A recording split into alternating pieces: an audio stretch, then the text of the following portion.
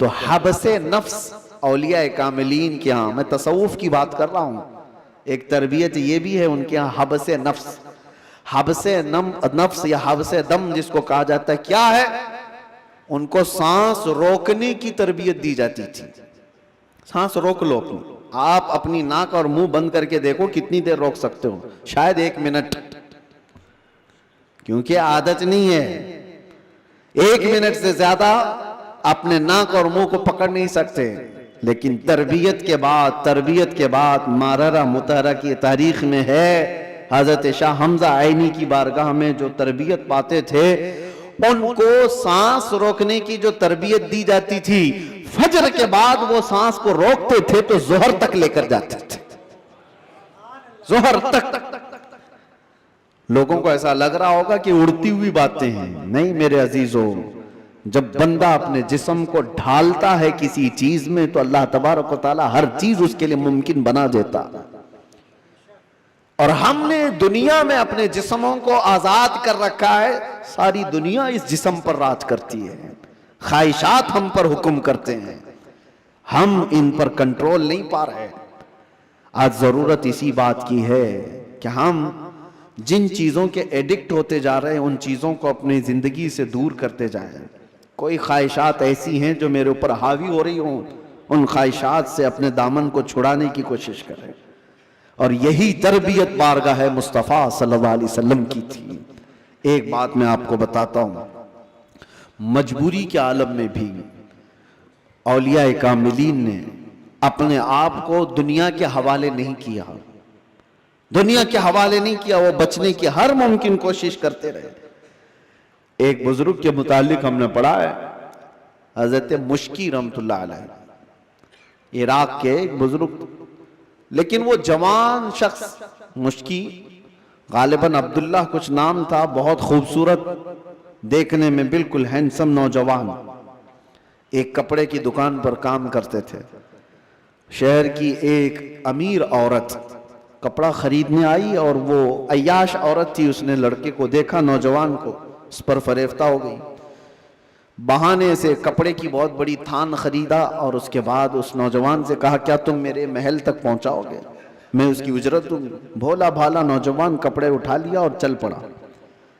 اس خاتون کے گھر جب پہنچے تو اس نے کپڑے کی وہ تھان اندر رکھوائی اور کمرے میں اسے بلا کر دروازے بند کر دیے، اور اس کے بعد اس نوجوان سے کہا کہ تو اب آزاد نہیں ہے، تو میرے پاس قید ہے، میں تجھے یہاں پر اس بہانے سے لے آئی ہوں، تجھے جو چاہیے وہ میں دے دوں گی، مال دولت جو بھی ہے، لیکن میری خواہشات پوری کر دیں۔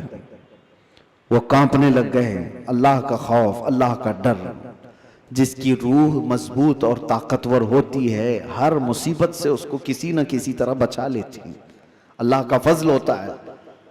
اس نوجوان نے کہا یہ ہرگز میں نہیں کر سکتا، میں نہیں کر سکتا۔ اس خاتون نے کہا تو پھر تم یہاں سے بچ کے بھی نہیں جا سکتے، کسی حالت میں تم بچ کے بھی نہیں جا سکتے، اور نہ کسی کو پتا ہے کہ تم یہاں اندر ہو۔ کل کو میں یہ الزام بھی لگا سکتی ہوں کہ تم نے میری عزت کو تار تار کیا ہے، اور تمہیں میں پھانسی کی سزا بھی دلا سکتی ہوں۔ اس نوجوان کی مجبوری دیکھیں کہ خاتون نے ایسے اس کے اوپر حاوی ہونے کی کوشش کی کہ کسی بھی طرح سے اس کو گناہ کی سرزمین پر دھکیل دے، لیکن یہ نوجوان ہے، اچانک نہ جانے دل و دماغ میں کیا خیال آیا، کہا کہ ٹھیک ہے مجھے استنجا کرنا ہے، طہارت، ٹوائلٹ جانا ہے۔ اس نے کہا یہیں اندر ہی ہے، اندر تم فارغ ہو جاؤ۔ تو وہ طہارت خانے میں گیا، نوجوان کچھ نہیں دیکھا، وہاں کی غلاظت اٹھا کر کے اپنے چہرے پر، اپنے جسم پر سب لگا لیا، اور باہر آیا اس خاتون کے پاس۔ اس عورت نے دیکھا کہ بدبو اور یہ غلاظت یہ جسم پر، وہ چیخ مار کر دروازے کھولتی ہے کہ کوئی پاگل آیا، اس کو گھر سے نکالو، جلدی یہاں سے نکالو اس کو۔ تو سارے لوگوں نے پکڑ کر کے ان کو نکال دیا کہ پاگل نوجوان گھر کے اندر کیسے گھس آیا۔ ان کو اس کی نہیں پڑی تھی کہ مجھے لوگ پاگل کہیں، لوگ میری بدبو کو دیکھیں، لوگ مجھے غلاظت ملا ہوا شخص کہیں، کچھ فکر نہیں تھی۔ اور نوجوان وہاں سے نکلا اور راستے میں ایک کنویں میں جا کر اس نے غسل کیا، روایت میں موجود ہے اس کے بعد سے ہر دن ان کے جسم سے مشک کی خوشبو آتی تھی۔ اللہ تبارک و تعالیٰ کے لیے جب بندہ اپنے جسم کو بچا لیتا ہے تو رب تبارک و تعالیٰ اس کو ہمیشہ کے لیے محفوظ کر دیتا ہے یا خوشبودار کر دیتا ہے۔ یہ بات میں اس لیے عرض کر رہا ہوں کہ جن لوگوں نے خواہشات پر کنٹرول پا لیا وہ تھوڑی دیر کی تکلیف تو ہو سکتی ہے لیکن ہمیشہ کے لیے اللہ عز و جل ایسی عزت بخشتا ہے کہ آپ اس کو گمان بھی نہیں کر سکتے، گمان بھی نہیں کر سکتے۔ آج ہمارے روحوں کی تربیت کی ضرورت ہے، جسم سے زیادہ روح کی تربیت کرو، اور جس کی روح غلیظ ہو گئی ہے اس روح کا لوگوں کے درمیان رہنا ایک مردے کی طرح ہے، مردے کی طرح ہے۔ اسی لیے میں نے دیکھا ہے تاریخ میں، آپ کو پتا ہے حضرت صابر کلیری رحمۃ اللہ تعالی علیہ کے متعلق آپ نے سنا ہوگا کہ آپ سے آپ کے مرید نے پوچھا تھا کہ فنا اور بقا کیا چیز ہے، تو آپ نے فرمایا تھا کہ میں تم کو بعد میں بتاؤں گا۔ فنا اور بقا، فنا کا مطلب ختم ہو گیا، بقا کا مطلب باقی رہنے والا۔ تو آپ کا انتقال ہوا، آپ کا غسل کفن سب کر کے جنازے کے لیے رکھا گیا، تو کون آگے بڑھے نماز پڑھانے کے لیے؟ صفیں لگی ہوئی تھی، ہزاروں کی تعداد میں لوگ موجود تھے۔ ایک گھوڑ سوار آئے، چہرے پر کپڑا پڑا تھا، سیدھے وہ امامت کے آگے بڑھ گئے، نماز پڑھا لیا۔ سارے لوگ ان کے پیچھے نماز بھی پڑھ لی، کسی نے پوچھا نہیں۔ اور وہ آئے ہوئے بزرگ نماز جنازہ پڑھا کر نکل رہے تھے، تو ان کے وہ مرید خاص جو صابر کلیری کے تھے انہوں نے ان کو پکڑا اور پوچھا آپ کون ہیں؟ ہمارے پیر و مرشد کی نماز جنازہ پڑھانے والے آپ کون ہیں؟ اچانک آئے اور پڑھا کر جا رہے ہیں۔ کپڑا انہوں نے چہرے سے ہٹایا تو وہ صابر کلیری ہی تھے، صابر علاء الدین کلیری۔ ہو سکتا ہے آج کے ماڈرن زمانے میں لوگ اس کو کہانی سے تعبیر دیں۔ آپ نے فرمایا تم نے مجھ سے سوال کیا تھا نا فنا اور بقا کیا چیز ہے، وہ جنازے میں جو ہے وہ فنا ہے اور یہ تیرے سامنے ہے یہ بقا۔ جس نے روح کی تربیت کی اپنی زندگی میں، اللہ تعالیٰ موت کے بعد بھی اسے تصرف عطا کرتا ہے، اسے تصرف عطا کرتا ہے۔ صحیح روایات میں موجود ہے کہ جس نے اپنی روح کو اللہ اور اس کے رسول کے حوالے کیا، اللہ اس کی جسم کی بھی حفاظت کرتا ہے، صرف روح کی نہیں جسم کی بھی۔ شہداء احد کے بارے میں دیکھیں، شہداء بدر کے بارے میں، کہ ان کے جسم بھی نہیں سڑے گلے، قبروں میں برسوں تک اسی طرح سے رہے۔ 1935 میں عراق میں بغداد کے دریائے دجلہ کے کنارے دو صحابہ کی قبریں تھیں، حضرت حذیفہ بن یمان، حضرت عبداللہ بن جابر۔